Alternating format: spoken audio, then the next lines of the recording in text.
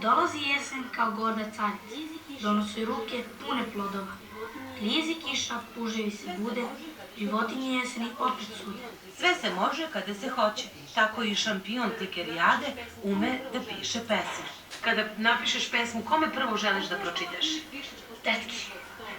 Osnovna škola Filip Višnjić postoji više od 100 godina, a u klupama ove škole sedele su mnoge poznate ličnosti, poput Dragoslava Šepolarca, Nade Knežević, Ružice Sokić i mnogi drugi. Međutim, tradicija se nastavlja. Sada u klupama sede neka nova talentovana deca.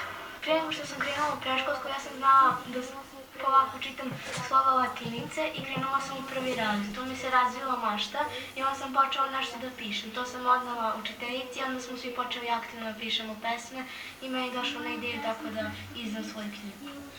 Moja pesma Zneško Bilić je ušla u zbojnik pesama i u 3. razredu sam osvojila na Sivnom međunarodnom festivalu humora i dečijeg stvaralaštva 2. mesto za pesmu Slavu i slavu.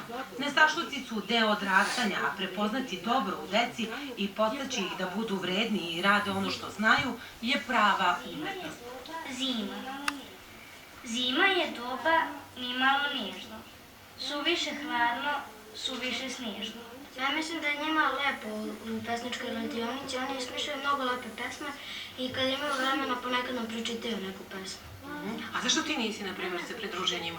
Pa zato što ja ne znam baš dobro da pišem pesme. Na primjer, ja trenutno treniram hokej. Oni, čim su se opismenili, da kažem, odnosno da pišu pesme. Na neki način povuku ih od nekih drugih stvari, loših i naveli, ja mislim, na pravi put. Anđela je najtalentovanija u pesmama, moj drug Aleksa, on je najtalentovaniji u fudbalu i svi neki imaju talent, svako ima talent. A ti imaš jednu posebnu želju? Da. Volio bi da glumiš. Da. Da li vi pišete pesme? Da, ali vrlo malo. Ja zapravo pišem knjige za njih.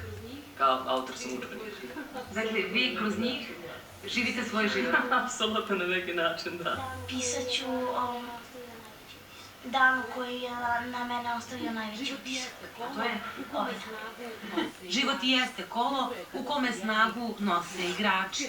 Dobro je kada su jedni drugima inspiracija. Može i ovako.